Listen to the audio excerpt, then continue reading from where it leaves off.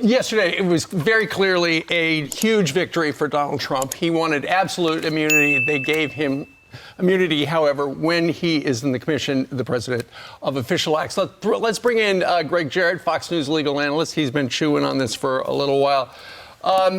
So, Greg, now it's all going to come down to, I don't think any of those people we just saw actually read the opinion, because John Roberts, the Chief Justice, made it very clear.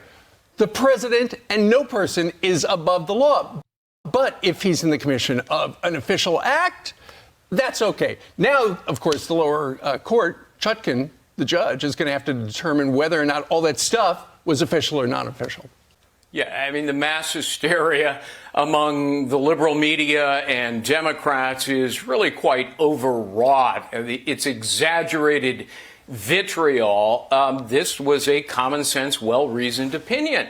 It was quite obvious and predictable. The Supreme Court did exactly what I said they'd do months ago, which was extend the 40-year-long civil liability protection to criminal culpability, because the same reasoning applies. And Steve, I think the immunity decision affects all of the Trump cases. At minimum, it delays them because the admissibility of evidence now has changed rather dramatically. The Supreme Court said prosecutors cannot even introduce testimony of official acts at trial. So that means special counsel Jack Smith will have to scale back his two prosecutions considerably, maybe abandon some of the charges entirely. If he does go forward, the trial courts then have to hold evidentiary hearings. What's admissible? What's not?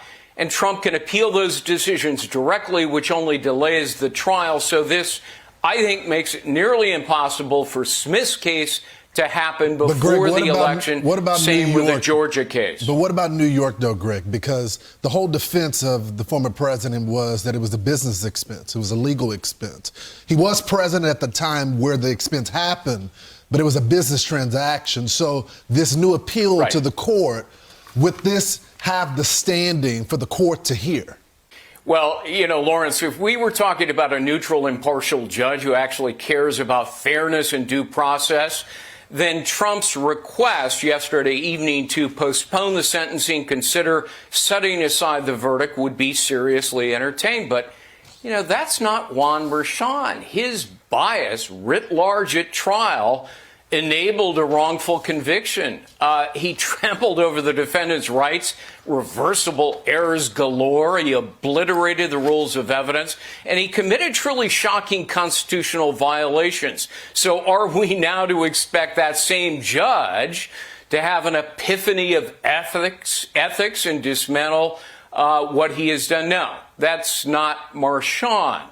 The verdict, I think, will eventually be reversed, but not by this judge or any court in New York. Only the federal courts will offer relief, because they're the ones that care about the rule of law and due process. We have been teaching people how to grow online. It's been absolutely amazing. We have 3 people who have been able to reach monetization in less than 30 days. Growing YouTube channels, some from 0 people. We have one guy who had 2 subscribers before he started working with me. He started helping him. His views went up 4.8 million%. We're super excited. If anybody ever want to grow on YouTube, you reach out to me with the word coach.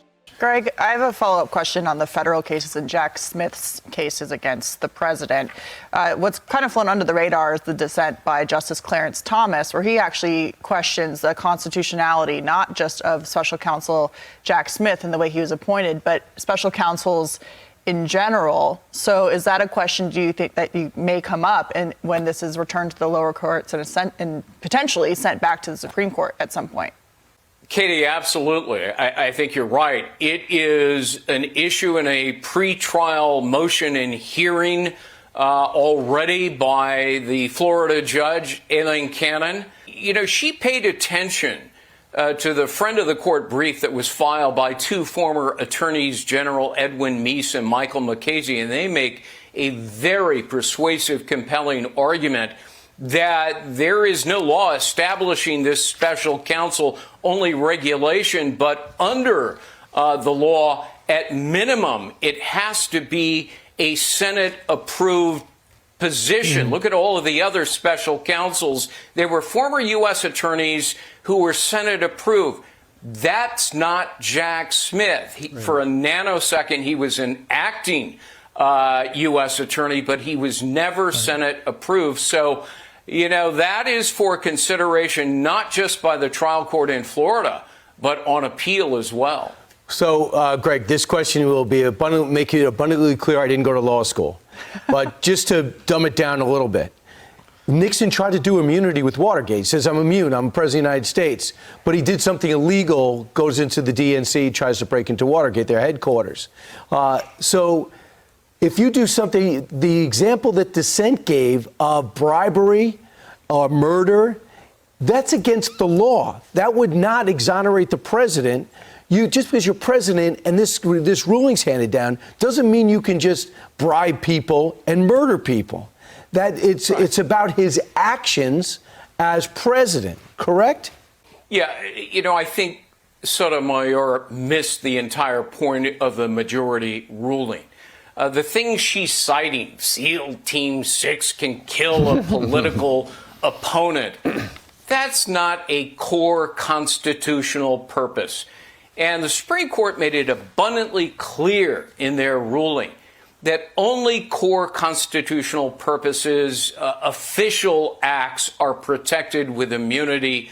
All other things are not official. They are private acts. And if they are criminal, then a president or former president is criminally culpable. Remember, President Obama killed al-Awlaki.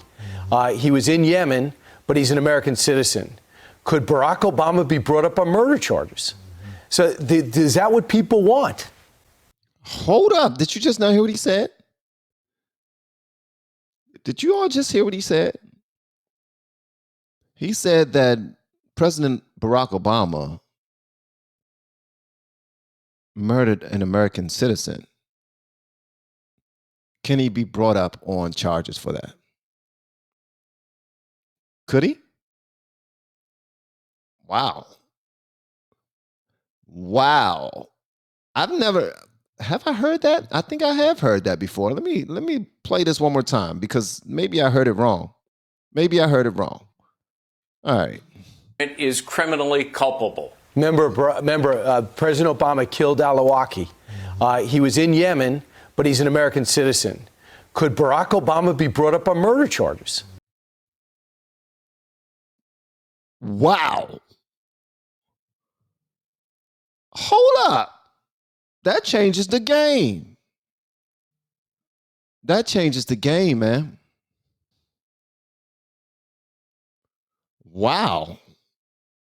And I voted for that man twice. Hold on.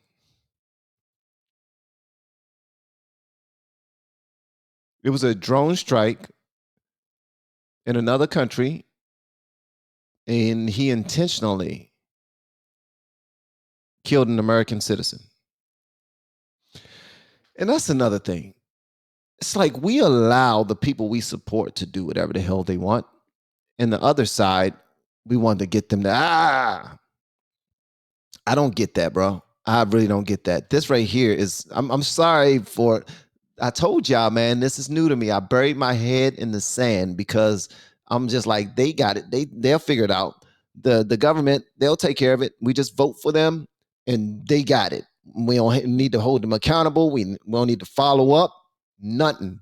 Even if they claim to do something, that they claim that they're going to do something for us, and most time they are lying through the back of their neck. We don't hold them accountable. We just vote for them and let them ride. Just let it ride.